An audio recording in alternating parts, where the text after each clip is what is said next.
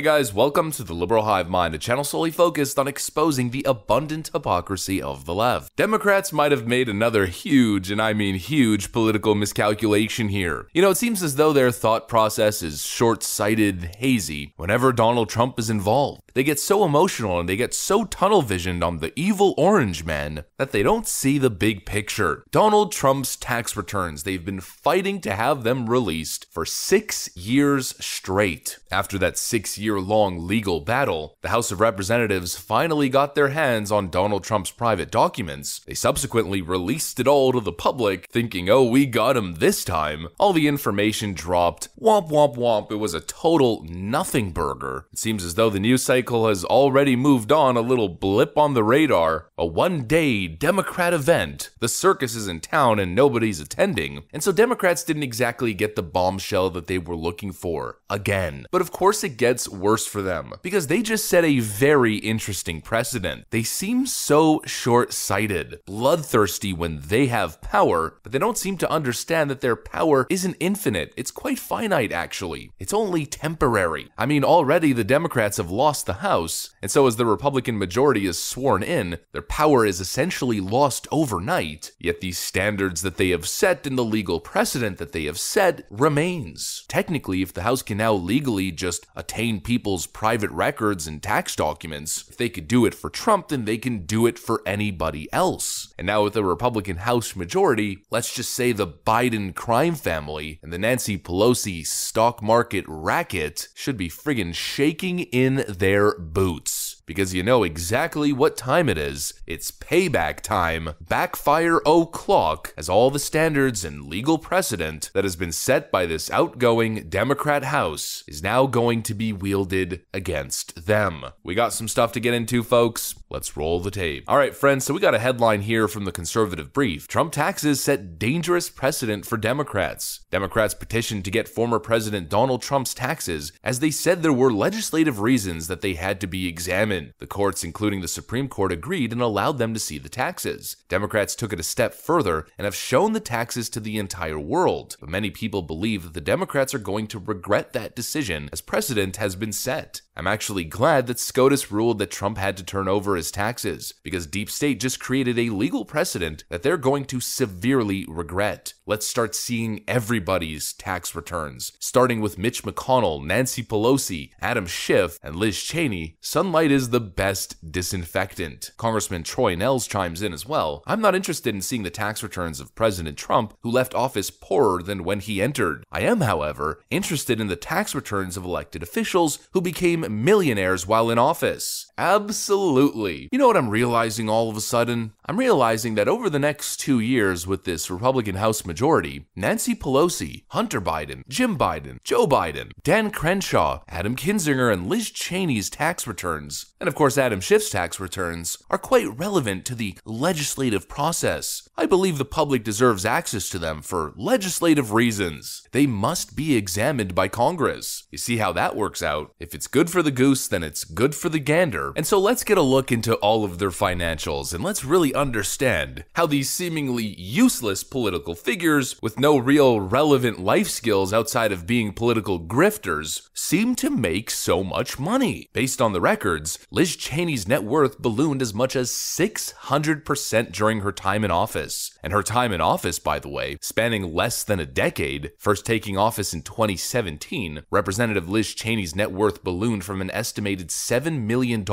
when she first took office in 2017 to possibly more than $44 million in 2020, according to analysis from the Center for Responsive Politics and her most recent financial disclosure forms. So in the period of 3 to 4 years, you mean to tell me that Liz Cheney made more than $30 million after taxes, directly being applied to her personal net worth? And the question is, doing what exactly? Where is all of this money coming from? Well, I believe it's relevant to the legislative process and to voter interest.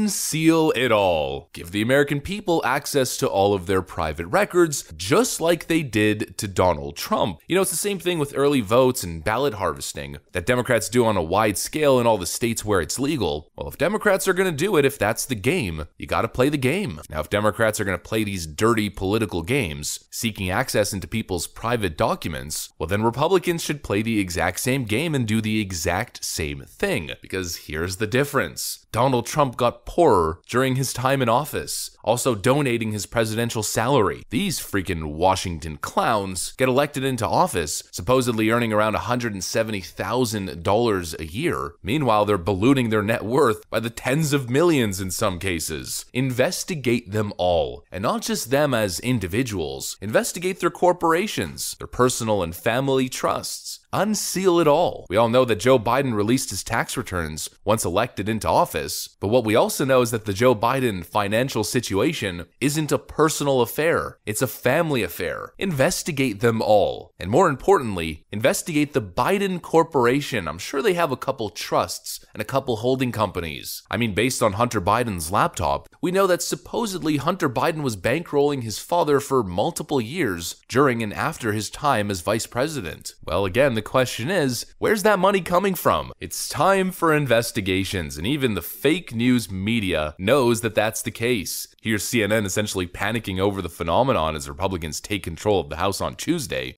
Here in Washington this week, reality is going to set in quickly. On Tuesday, House Republicans will take control of the chamber and try to elect a speaker, and that could take a while. House Republicans are also planning to launch a slate of investigations into the Biden administration as Washington begins to adjust to divided government. Well, Democrats set the standard, Democrats set the legal precedent. Now all Republicans have to do is follow. And it goes beyond gaining access to private documents and making them public. The endless investigations into Donald Trump, his organization, his family, his direct orbit. Well, Democrats set the standard. Now it's time to investigate where there's actually some there, some potential criminality and actual wrongdoing and clear corruption. Investigate the Biden crime family. And you know what? For good measure, following in the Democrats' footsteps, impeach Joe Biden. Who cares if you have the vote to actually criminally convict him? Just impeach him anyways. I mean, that's the new Democrat standard now, is it? If a president from the opposing party wins an election and you don't like it, well then hire some foreign spies to gather some fake dirt on said candidate. Then lie to the FBI to launch an investigation, obtain an illegal FISA warrant to spy on their campaign, and then use all the fake manufactured BS that you've paid for to justify your investigation after you've leaked it all to the press, and then impeach. And if that impeachment doesn't work, then falsify the transcript of a phone call between the president and another foreign leader and impeach him over a non-existent crime. That's the new standard. Democrats created it, they made the rules, and so now they need to play by the rules. The rules apply to everyone equally. That's what I got for you guys. Hopefully you enjoyed it. If you did, make sure to leave a like and possibly subscribe to the channel if you guys are up for it. I'm gonna get out of here. Thanks for watching, and I'll see you on the next one.